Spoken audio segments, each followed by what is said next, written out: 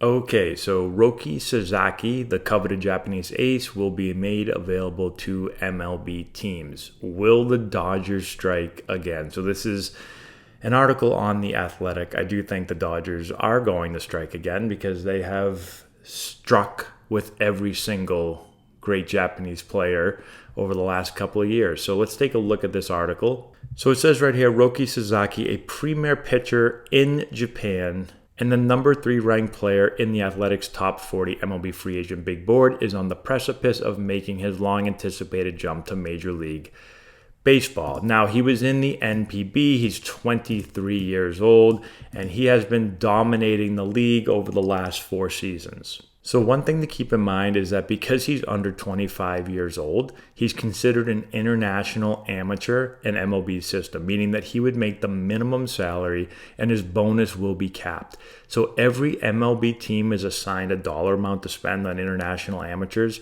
and they can't exceed it, although they can trade for some additional space.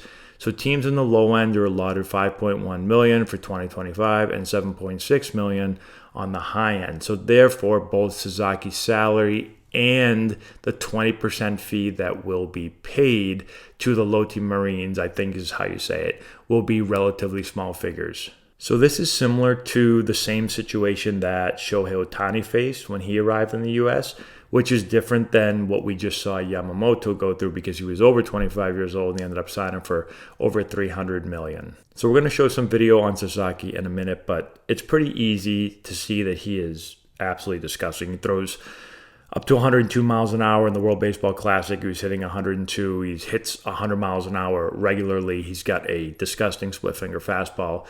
He has a slider that still needs some work. His command is the one thing that's, I don't want to say it's erratic, but sometimes his command isn't great. So he's definitely going to have to continue to work and refine that. But here's a quote. It says, if he was someone in the amateur draft, he'd easily be a top 5 draft pick. One high-ranking executive in the sport said, probably better. He'd probably be the number 1 overall pick. That's how nasty his stuff is. So Sasaki should be posted at some point soon. And once he is, he'll have 45 days to sign. So he is expected to join an MLB team for the 2025 season. Okay, so let's look at some of the things that Sasaki is interested in because he's going to be able to make the decision on where he wants to play ultimately. And it says that he will likely prioritize stability, lifestyle, comfort, and, according to league sources, a team's track record with player development. So the Dodgers, I think they're the no-doubt favorites. I think they're definitely going to get him. I don't think he's going to go anywhere else for a bunch of reasons. He fits basically all of these things. So it's a West Coast team. They already have other great Japanese pitchers. They've got Ohtani. They've got Yamamoto. They have great player development. Again, they're close to home being in LA. So I definitely think that they're the favorites. Now, they've got the New York Mets in here. They're believed to be in a decent position. I think the Mets are always in the running. They were in the running for Yamamoto. They're going to be in the running here as well. They also have the Phillies. They say the same thing, that they were in the running for Yamamoto as well. So those two teams, it's a possibility. Still, I think the Dodgers are the definite favorites. And then you've also got other teams here like the Red Sox, the Yankees, the Cubs, and the Padres. And if you look at these stats right here, these are kind of crazy. This is from 2021 to 2024. In the NPB, he threw over 400 innings, struck out over 500 guys, 524 guys, only walked 91 players, had a 2 ERA. So his stuff is unbelievable. And he didn't even have a great year this past season.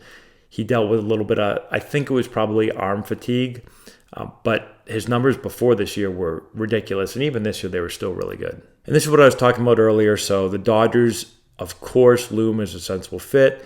They have Yamamoto, Ohtani, they have nice weather, they're closer to Japan, they have a world-class player development system, they just won a World Series, and some Dodgers officials have had Sasaki on their radar since he was in high school. I'm sure a lot of teams have as well, but they've seen him play a lot. I also believe I've seen it somewhere that the Dodgers are his favorite team.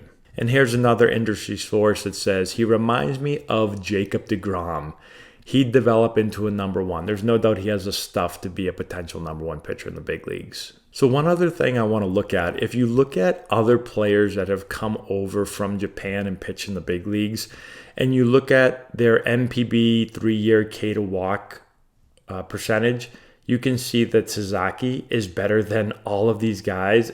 Most of these guys have come over and done really, really well. The majority of them have. So they've made the transition. His numbers, at least when it comes to strikeouts and walks, are better than everybody's.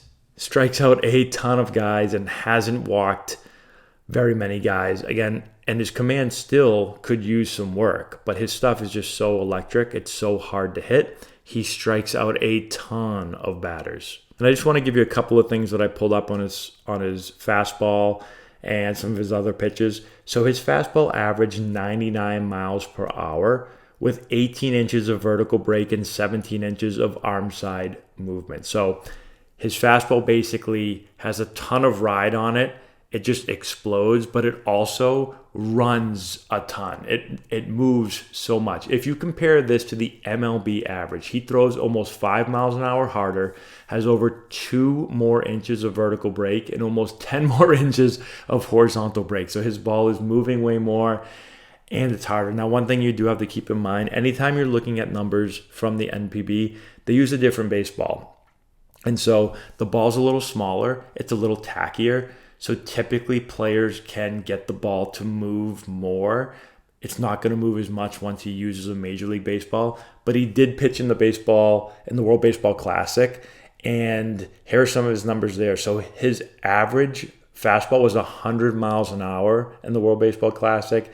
It had 16.8 inches of vertical break, 12 inches of arm side run. So wasn't as good as his movement in the MPB, but still shows that he's going to translate really, really well. His stuff is just, again, it's that disgusting. And again, the one thing to be a little bit wary of is that his velocity did drop this past year. He was averaging about 97 miles an hour, which is still obviously really, really good. His strikeout rate also dropped as well. But again, he was dealing with some arm issues. And so they don't think it's anything super serious. Maybe, again, like some dead arm or something.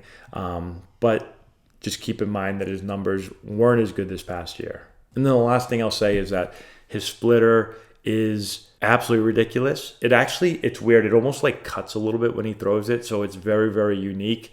If he's in the big leagues right now, I'd probably one of the better splitters in the league, especially because it is a little bit different. A lot of guys that throw their splitter, it's going to kind of move a little bit more arm side. His has a tendency to move a little bit more glove side with a little bit more cut, so it's really unique. Guys miss it by a ton. And then his slider still needs a little bit of work, but here's a guy that has 2 potentially extremely plus pitches, and I'm sure whoever gets him, especially if it's the Dodgers, will work on that slider. Maybe they'll add even more pitches, but if he does go to the Dodgers again, it puts another ridiculous pitcher with extremely high upside, a chance to be one of the top pitchers in the league, especially if he can continue to command the ball better. If he can learn how to do that, he's still super, super young. And the Dodgers would get him, or whoever gets him is going to get him pretty cheap because he's coming over when he's young.